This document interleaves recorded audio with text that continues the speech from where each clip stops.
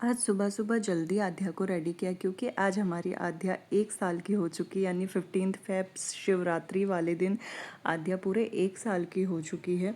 और आज शिवरात्रि थी, सबका फास्ट था, इस वजह से हमने इसे थोड़ा डिवोशनल तरीके से सेलिब्रेट करने का सोचा। और ये हमने पहले भी सोच रखा था कि हम इस तरीके से सेलिब्रेट करेंगे। सो आध्या बहुत एक्साइटेड थी रेडी होने के लिए, और हम लोग सभी लोग रेडी होके पहुँचे सबसे पहले घर के पास वाले मंदिर में, कालिका माता मंदिर में। वहाँ हम लोगों ने थोड़ा सा ज़रूरतमंदों को दान पुण्य किया। वैसे दान पुण्य दिखाना तो नहीं चाहिए, बट ये एक मैसेज भी है कि ज़रूरी नहीं है हमेशा हम पार्टी वगैरह करें, शो ऑफ करें। सबका अपना अपना एक तरीका होता है सेलिब्रेट करने का। तो हमारा थोड़ा सा ये तरीका ये था कि हम बच्चे को वैल्यूज़ सिखाना चाहते थे। सो हमने दिन की शुरुआत यहाँ से की। उससे में आध्या को भी बहुत खुशी हुई, वो बहुत एक्साइटेड थी चीज़ों को लेके। फिर ये सब कुछ करने के बाद हम लोग मंदिर में बैठे, वहाँ बहुत मस्ती की, आध्या ने बहुत खेली है। आध्या की मस्ती तो ख़त्म होने से रही, तो हम सब लोग आगे बढ़े और हमने सभी ने माता रानी के दर्शन किए।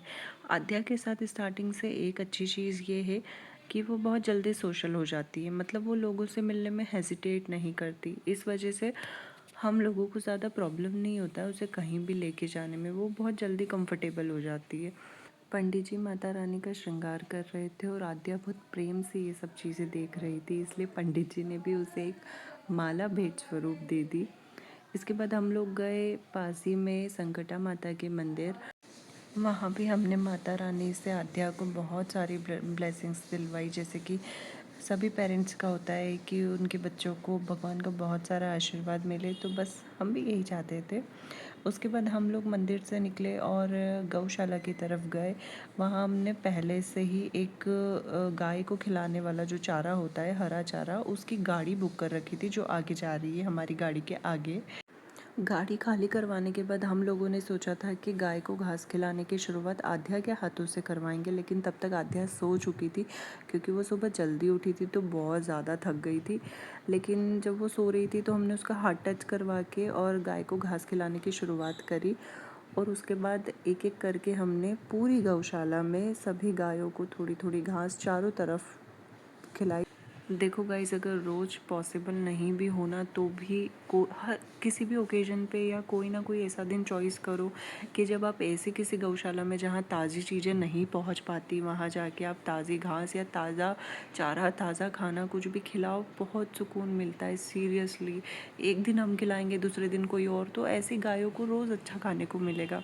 और इसी बीच हमारी आध्या मैडम भी उठ गई थी, तो फिर हमने फिर से उसके हाथों से गायों को चारा खिलाया। और उसके बाद हम वहीं पे जो मंदिर बना हुआ है बालाजी का, हम वहाँ पे दर्शन करने के लिए गए थे। ये एक सिद्ध हनुमान जी का मंदिर है। सो हमने यहाँ भी आध्या को खूब सारी ब्लेसिंग्स दिलवाई और आध्या ने यहाँ भी बहुत इन्जॉय किया। यहाँ सुंदरकांड का पाठ चल रहा था, तो मैडम ने बहुत डांस किया है उसके दादू और चाचू के साथ, और आध्या को देख के और भी लोग बहुत इन्जॉय करने लगे थे।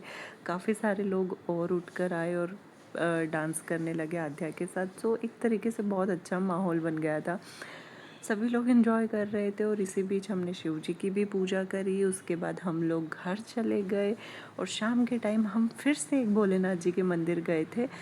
वहाँ पे भीड़ बहुत थी, इसलिए हम बाहर से ही दर्शन करके आ गए। बट हाँ, सारे लोगों को देख के आध्या बहुत खुश हो जाती है, सबसे बात करने की कोशिश करती है। मंदिर के पास एक सुंदर सा पार्क था, सो हम आध्या को पार्क में भी लेके गए और मैडम वहाँ पे चल चल के थक चुकी थी। वहाँ पे एक झूला लगा था जिस पे मैं झूली, तो आध्या ने मुझे फर्स्ट टाइम ऐसे झूलते हुए देखा, तो वो बहुत हंस रही थी, पता नहीं उसे क्या अजीब लगा। फिर मैंने आध्या को भी झूले में बिठाया और ऐसे खिलखिला के हंसने लगी ना, वो पता नहीं उसे क्या लग रहा था। और बस इसी तरीके से वो घूमी पूरे पार्क में, और इसी तरीके से हमने नेचुरल तरीके से उसे नेचुरल एक्सपीरियंस दिए उसके फर्स्ट बर्थडे वाले दिन। सो ये था पार्ट 1 आध्या के बर्थडे सेलिब्रेशन का। पार्ट 2 भी आने वाला है guys, so please stay tuned for part 2, उसमें भी बहुत मज़ा आएगा। और अगर आप सभी को ये व्लॉग अच्छा लगा तो please like, share and subscribe.